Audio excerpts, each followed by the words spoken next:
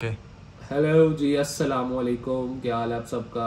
बहुत अरसे बाद जो है वो एक मुलाकात हो रही है और बहुत अरसे बाद मैंने सोचा कि वीलॉग बना लेना चाहिए, क्योंकि टॉपिक्स तो बहुत थे लेकिन मूड नहीं था। अब कुछ ऐसा टॉपिक मिला है जिसका मूड भी है और जो इंटरेस्ट भी है और हर जगह अब चर्चा हो रहा है वर्ल्ड कप का। बिल्कुल आपने सही पहचाना होगा कि मैं क्या भाषण देने आया हूँ, लेकिन बिकॉज एक इंटरेस्टिंग टॉपिक है और जो लोग जानते हैं पता है उनको कि फुटबॉल जो है वो मुझे बहुत ज़्यादा पसंद है, तो इसलिए बात करते हैं। आज से वर्ल्ड कप की एक व्लॉग सीरीज शुरू करने लगा हूँ मैं। कोशिश करूँगा कि ज़्यादा लंबी सीरीज ना हो, मतलब मिनट्स के हिसाब से थोड़ी छोटी वीडियोस बने। और इसलिए मैंने कहा पहली वीडियो आपको बताई जिस सारा एक जो लोग वर्ल्ड कप देख रहे हैं, लेकिन इस वर्ल्ड कप को लेके बहुत ज़्यादा कंट्रोवर्सीज भी थी और बहुत ज़्यादा जो चीज़ें हैं ना वो ख़राब चल रही थी। इसकी थोड़ी सी बात करते हैं कि वर्ल्ड कप जो है वो कतर में हो रहा है। वर्ल्ड कप जो आपकी किसी भी मुल्क में होता है उसकी बिडिंग होती है। ऐसा नहीं होता कि एक ही मुल्क उसमें पार्टिसिपेट कर रहा हो। थोड़ा सा मैं आपको स्ट्रक्चर समझा दूं। फीफा में जो रूल्स हैं उनके मुताबिक बिडिंग होती है, और लेकिन ये जो कतर का वर्ल्ड कप है ये बहुत ज्यादा ना क्रिटिसिज्म का शिकार है। उनकी क्या वजूहत थी? 2010 में 2010 में इसकी जो है वो बिडिंग हुई थी और उस टाइम पे 2018 का और 2022 का वर्ल्ड कप डिसाइड होना था इकट्ठा। पहली दफा ऐसा था कि दो वर्ल्ड कप इकट्ठे डिसाइड हो रहे थे, लेकिन इसको बहुत ज्यादा कहा गया कि उस टाइम कुछ ऐसे सिनेरियोस आ रहे थे जिसे कहते थे कि फीफा के पास पैसे नहीं है इसलिए वो ये काम कर रहे हैं।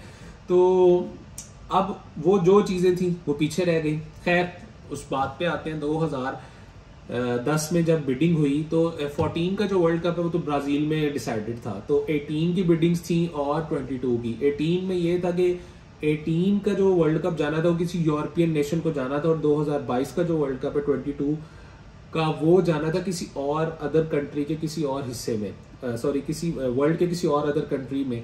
तो 18 में जो बिडर्स थे, जो कंपिटिटर्स थे, वो थे रशिया, इंग्लैंड, एक और था।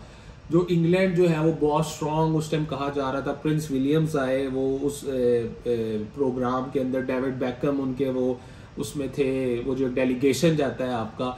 और 2022 का जो वर्ल्ड कप था वो उसमें यूएसए कैंडिडेट था, कतर था, एक और था।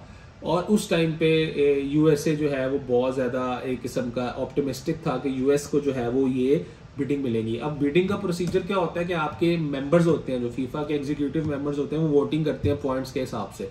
तो 2018 का जो वर्ल्ड कप है, अब हुआ क्या जी, England of course we know कि उनके पास एक बहुत ही जबरदस्त स्ट्रक्चर है। One of the finest structures in the world football जो है वो इंग्लैंड के पास मौजूद है।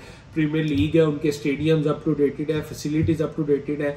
और रशियन जो है वो उस लेवल के अपडेटेड नहीं है जिस लेवल का इंग्लैंड। तो इंग्लैंड बहुत ऑप्टिमिस्टिक था, लेकिन समहाउ रशिया जो है वो बिड जीत गया।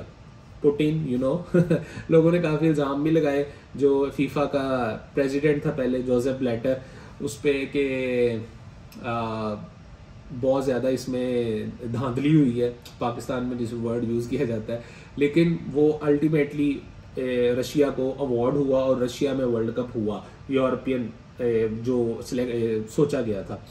अब 2022 का जो वर्ल्ड कप था उसमें कतर का जो एक आपकी यूं समझ लें प्रेजेंटेशन थी, वो एक बिल्कुल ना बहुत थोड़ी समझी जा रही थी, क्योंकि जो उन्होंने 10 या 12 जो स्टेडियम थे उनमें से सिर्फ 3 बने हुए थे फिजिकली।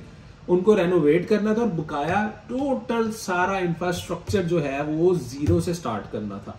मतलब वर्चुअल था, अभी कोई प्रैक्टिकल नहीं था। और उस मुकाबले में American bid was very strong और उस टाइम पे वो बहुत ज्यादा ऑप्टिमिस्टिक थे। लेकिन somehow Qatar won the bid और वर्ल्ड कप डिसाइड हो गया कतर में। लेकिन यहाँ पे कहानी खत्म नहीं हुई, ये सिलसिला चलता रहा और बहुत ज्यादा लोगों ने क्रिटिसाइज किया वहां पे वर्किंग कंडीशंस। फिर ये आया कि जी कतर में वर्ल्ड कप करवाएंगे कैसे। मैं आपको यहाँ बताता चलूं, नॉर्मली जितने भी वर्ल्ड कप हुए वो होते हैं जून जुलाई में, और पाकिस्तानियों ने वो रमजान में भी बड़े वर्ल्ड कप एंजॉय किए हैं। तो जून जुलाई में वर्ल्ड कप होते हैं, उसकी रीजन ये होती है कि हर मुल्क में एक लीग चल रही होती है और वो लीग एंड होती है ज्यादातर ममालिक में मई में, ठीक है, सिवाय अमेरिका के। अमेरिका में एक्सेप्शनल केस है। तो मई में वो लीग एंड होती है और उसके बाद जो है वो जून और जुलाई में वर्ल्ड कप होता है और उसके बाद दोबारा अगस्त में लीग्स दोबारा स्टार्ट होती हैं। अब वहां पे बहुत ज्यादा आया कि यहाँ पे इन कंडीशंस में प्लेयर्स कैसे खेलेंगे और उनका मतलब किस तरह मतलब मैनेज होगा, क्योंकि कतर में जून जुलाई में अच्छी खासी जो है वो गर्मी होती है और यूरोपियन जो प्लेयर्स हैं उनको इतनी गर्मी में खेलने की आदत ही नहीं है, वो यूज टू ही नहीं होते। फिर डिसाइड हुआ जी, मैं शॉर्ट करके आपको बता रहा हूँ, ये सारी जो समरी है जो पिछले 10 साल से चल रही है, तो फिर डिसाइड हुआ जी विंटर्स में करवाएंगे।